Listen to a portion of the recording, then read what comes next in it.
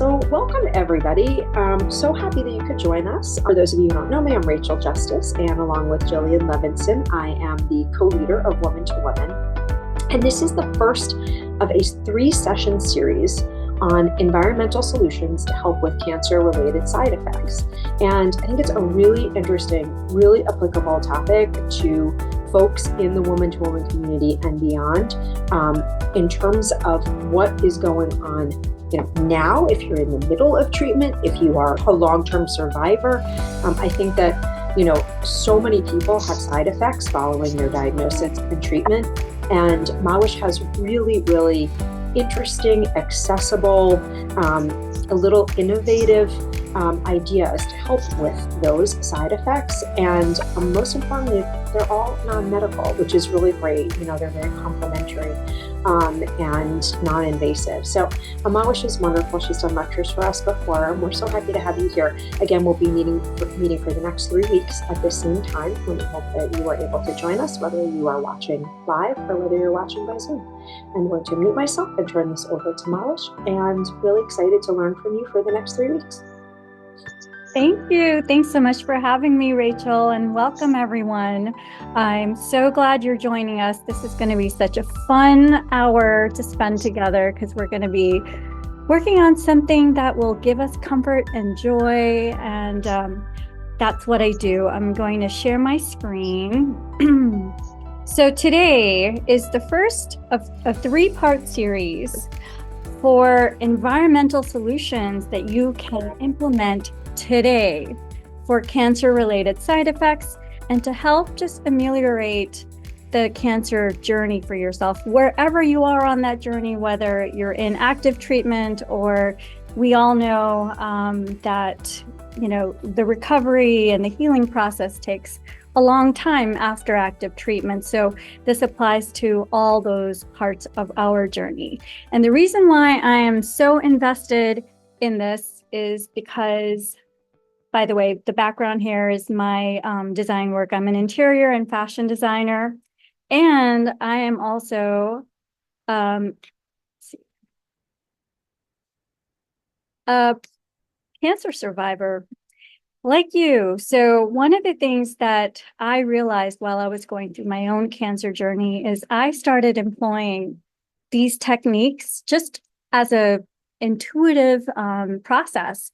And what I realized is I couldn't gatekeep. It was so amazing that I combined the design portion of my work with the healing part as I was going through treatment, that I realized that I had to share this with everyone. So I started doing workshops, and really from there, all right.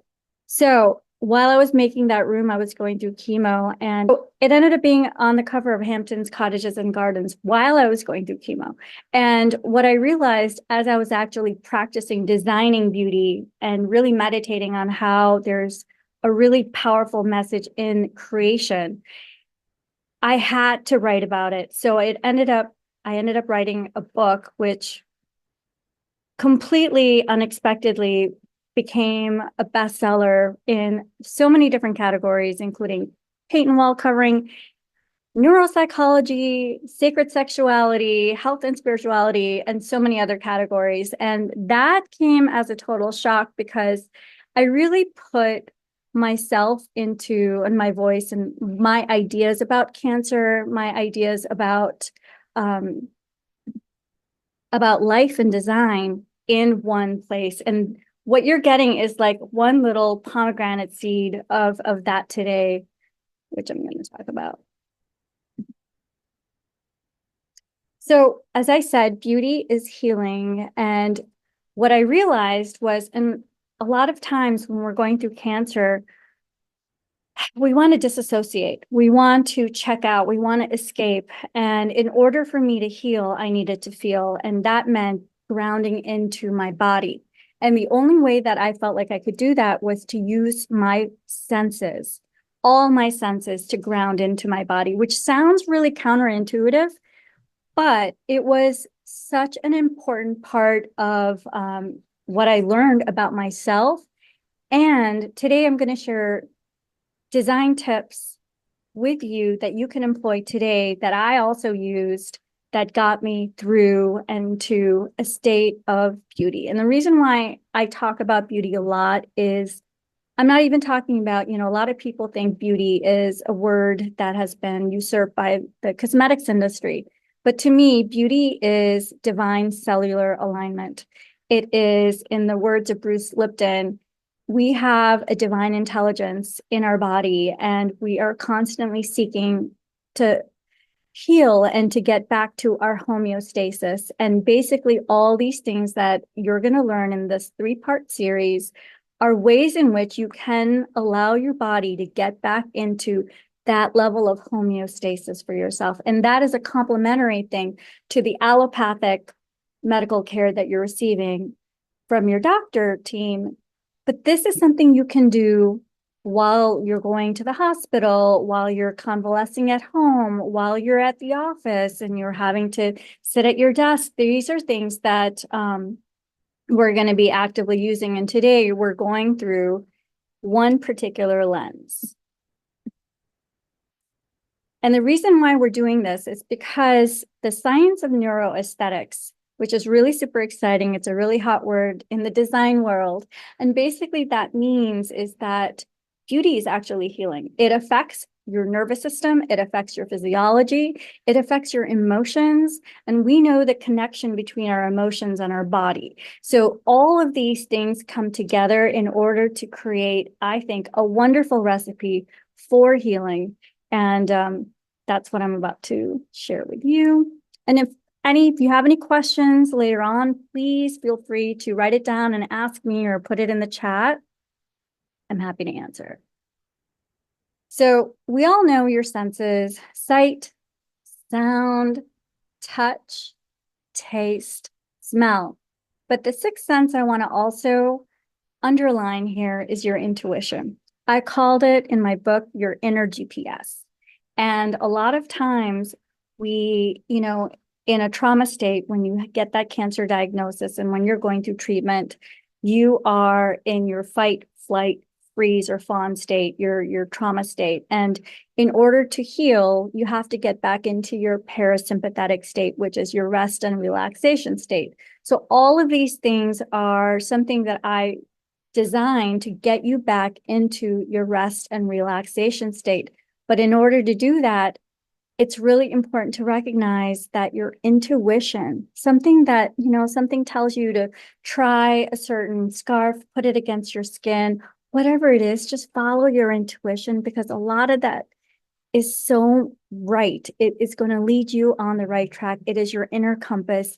Use your intuition and give yourself permission to just explore and look outside the box today. So if you look at this room that I designed, we're going to look at this room through the sense of touch. We're looking at it in terms of texture and how things feel against your skin, whether it's your upholstery, whether it's your clothing. And by the way, there's going to be all the fashion and the interiors are my designs. So that's important. So in this room, you have a texture of, say, the horsehair stool, you have metals, you have velvets, you have that ivory boucle on the small chair to the left, you have the velvet curtains. All of these things play a part in creating a sensory sanctuary in your space. And that's your environment. So we're going to talk about how we soothe ourselves and get back into our parasympathetic state through touch. And touch is so important. I don't know if you guys know this, but it is actually the very first sense we experience. Before we were even born. So basically, when you were in your mother's womb, you experienced touch. Touch is a primal sense. It is so soothing. It gives you that sense of enclosure and comfort. And this is all about getting back into that sensory state. We have over 4 million nerve endings in our skin. Your skin is the largest organ of your body. And, your fingertips alone have over 3,000 nerve endings. So really kind of take yourself into your body today, take a deep breath, and really explore the power of your touch through your hands, but also all over your body as a sentient being. And the three ways in which we're going to think about touch today is through our clothing, what we have against our skin, through our furnishings, basically what our skin touches, whether that's your bed that you sleep on, the sofa that you're on, or anything that you're resting on, any kind of fabrics and materials that your skin is touching, even the floors and carpets that your bare feet are touching, all of those things. Just kind of look around your space as kind of like this new landscape of what textures you're able to touch. And the last one that I'm going to hit upon is daylight. And that's an interesting thing because your skin has photoreceptors, not, all over it, not just in your eyes. So the light that touches your skin, since we are circadian beings, it's really important to look at light. So that's what we're going to explore as well. So your clothing matters. It matters more than you think. And, I have a museum background. I worked in textile conservation at the Met. I've touched 2,000-year-old Egyptian linen. I've touched 17th century Italian chasubles, Japanese kimonos, all these materials. And one of the things that all of these materials had in common were they were natural materials, right? So if you look at petroleum and the petrochemical industry, a lot of the new clothes that have come out are nylon and polyester. They're byproducts of the petrochemical industry, and they don't breathe. And now they're shown to be toxic against your skin for many reasons. So let's get back to basics. Let's go back to what our ancestors put against their skin, which was really a long time ago. We are ancient beings. And what we have is a 36,000-year-old tradition of using linen, wool, cotton, hemp, and all natural materials, even leather, that have worked with our biology for millennia. And that's something I'm very passionate about teaching and designing from. And also silk, I don't know if I mentioned, but that is a really important thing to think about. So what goes against your skin should not only feel good, but should be healthy for you. So again, think about your closet, think about the things that you wear on a constant basis. Everybody's got like the 8 to 10 things that they're always wearing. Pay attention to those labels and what they are. Oops. So wool, cotton, and linen, and I would say silk too, but these three are the holy triumvirate for me, the holy trinity.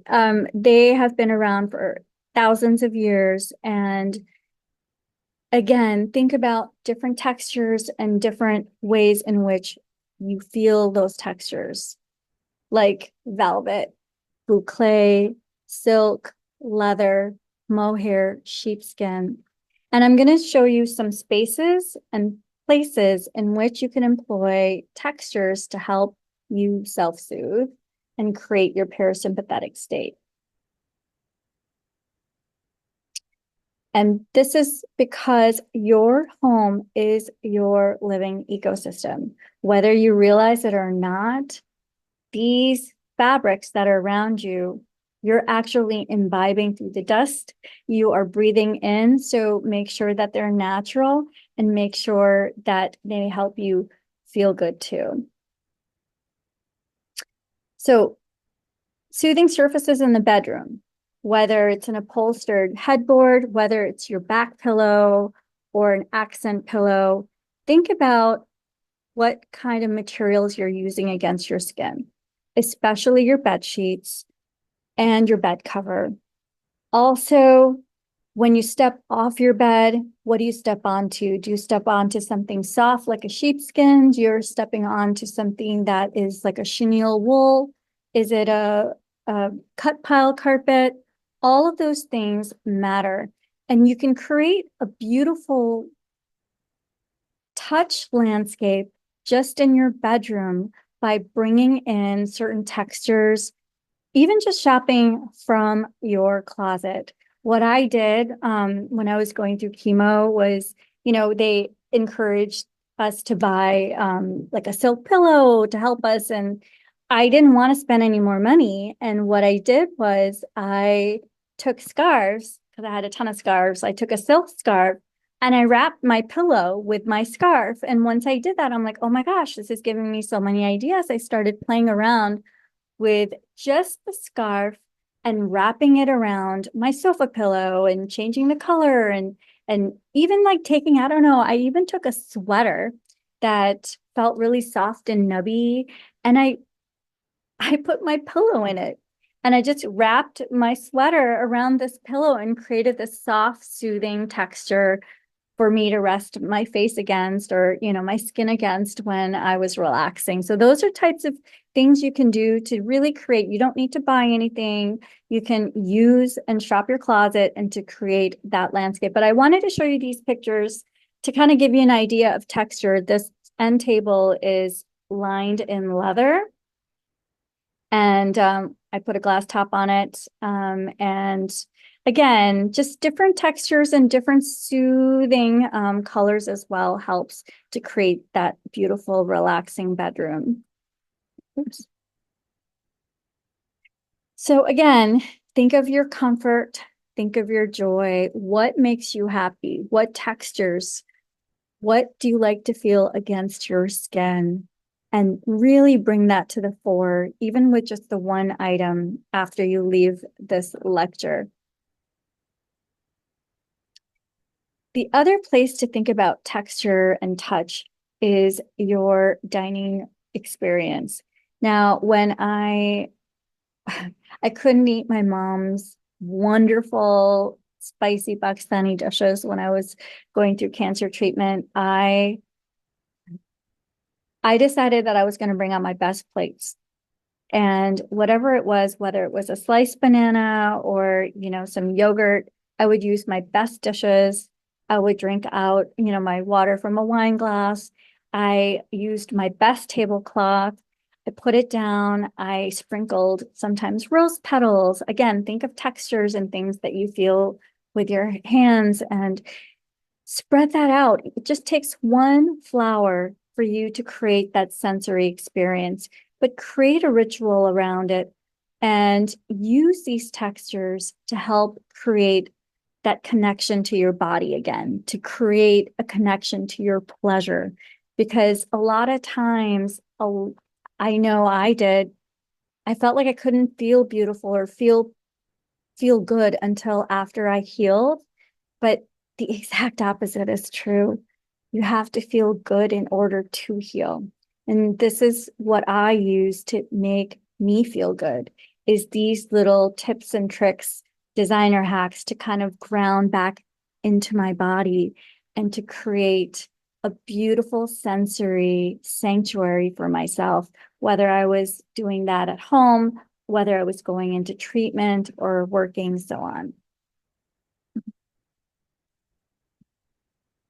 And in this living room, think about, again, this is a jute rug. So something rough is also really nice, kind of stimulates the nerves in your feet. So not always just something soft, but something rough could be really nice also. The rough wood of the table. And then there's, this is covered in linen. Linen is incredibly beneficial for your body. Dr. Raymond Reif did a lot of research on the frequency of fabrics, and I teach about this, but linen has a very high frequency, and they realized that, cancer cells have a certain frequency, and nylon has a certain frequency, and linen and wool are the two that had the highest frequency of 5,000 megahertz.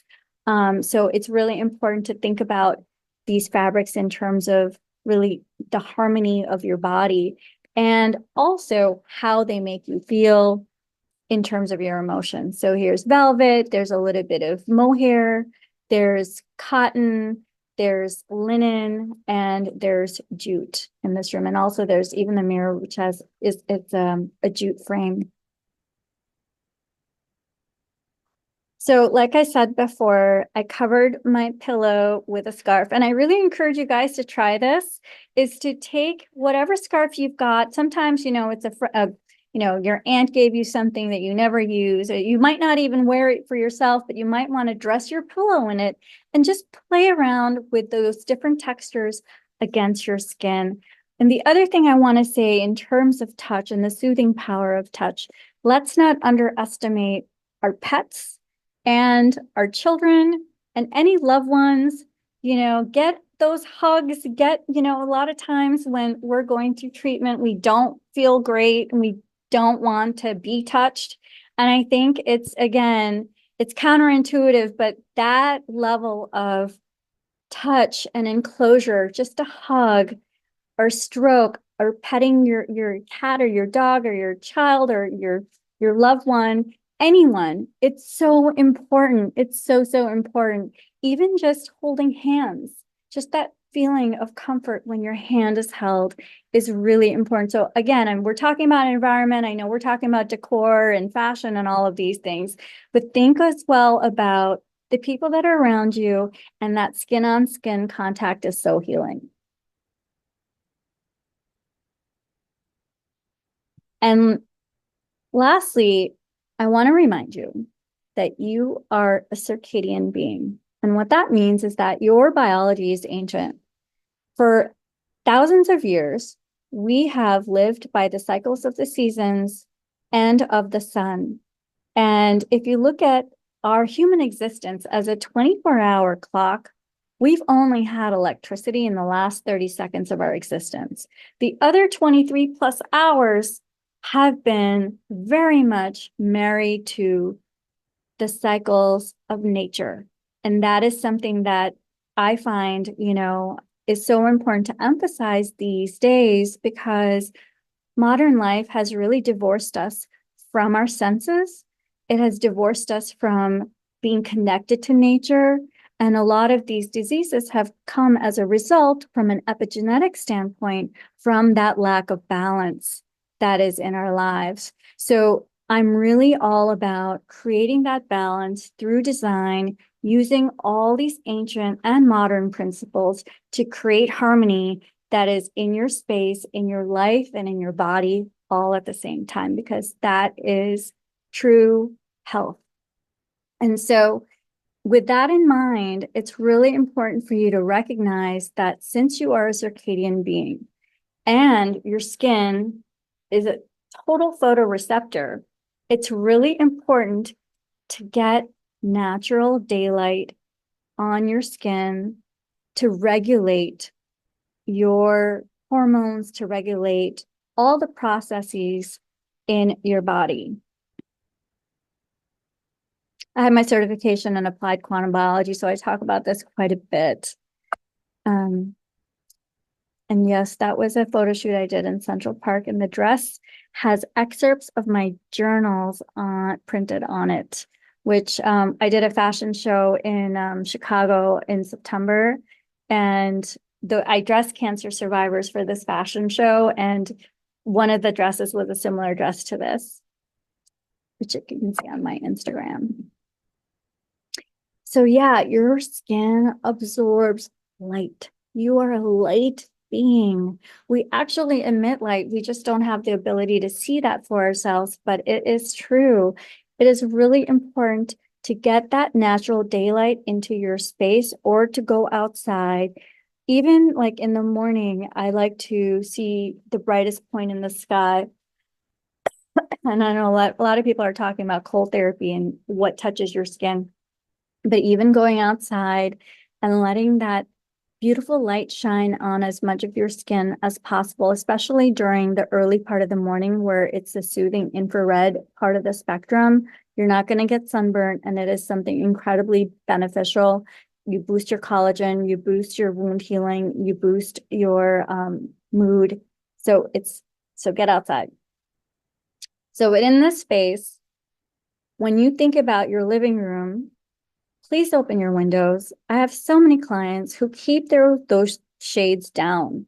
And in this space, what I did a designer's trick where I actually did the ceiling high gloss to even bring more light into the space. But I wanted to show you this picture because the shades, please get that sunlight. And most of our windows are laminated, so they block a lot of our UV, the UV part of the spectrum, which is a necessary part of the spectrum that we need. So even if you open your window just a little bit, I know one of you were talking about keeping the windows closed, but I recommend I'll keep my windows open year round, is to open the window just a few inches because sunlight is not polarized, which means it will bounce off surfaces and bring that light into the space. I mean, I design spaces like a vampire hunter, like trying to draw as much of that, light in New York City is such a commodity. So I'm always drawing as much light into the space. So the one thing you can do is make sure you're opening your windows in the morning, opening the drapes, opening the blinds, and creating a light atmosphere for your skin to really get that benefit. Oops. The other place is, think about what you look at. Is it nature? Is it a tree? Bring that light into your space as much as possible. I talk about biophilia, and we're going to talk about that in later lectures. But again, I just wanted to show you trying to maximize the daylight in a space is really, really key. So your action steps, you can go to your closet and take a scarf that feels good against your skin, wrap it around your sofa pillow, wrap it around any pillow, just play a little bit and take it with you on your next treatment. We're going to cover scent, but I will say this today too. I would take essential oils and I would dab like a little bit of lavender onto my scarf and then take it into my chemo, and I would just smell it. It would just help calm and soothe me down. If you want to scan this QR code, I have a special soft surfaces product suggestions that I've curated, which are great. They're all natural. They're super attainable. And you can go to my Amazon shop to check that out. And add natural daylight on your skin and eyes as a daily practice. Please get outside. If you can't get outside, open your window. If you can't open your window, open the drapes. Get that light into your space. Get that light into your eyes. Don't wear sunglasses. And it's really, really important to let yourself be bathed in that healing light. And that's a spelling error. Healing with your senses is really all about accessibility. It's all about being able to create these rituals for yourself, to do these little things, but to also give yourself permission to feel beautiful again, to feel pleasure. And these are different ways in which you can. I have my socials here on Insta. If you want to follow that, I am constantly talking about new discoveries and new ways in which I'm employing the latest, greatest in terms of inventions and materials and ideas. Really, it's such a passion of mine, and Rachel knows this so much because we talk a lot, that we can really create this oasis for ourselves. And I'm not just talking about your home, I'm talking about your mindset. Is once you're able to say, hey, you know what? I deserve this and I'm going to try this out. Let your intuition guide you and explore. My book is called Purgatory to Paradise. And the reason why is because I lived in a state of purgatory. I was waiting to live, and cancer actually was my doorway out of that purgatory into my paradise, because it booted me into this state of mind where I began to reach for these things that I didn't allow myself to. So I'm the first person to say, I know exactly what it's like to not do those things. And I also know what it's like to do those things. And it's really opened up my world and allowed me to glow from the inside out. So I thank you guys, and I'm so excited to answer any questions you have. And this QR code is a different one. It's more details on other things. So thank you, thank you, thank you.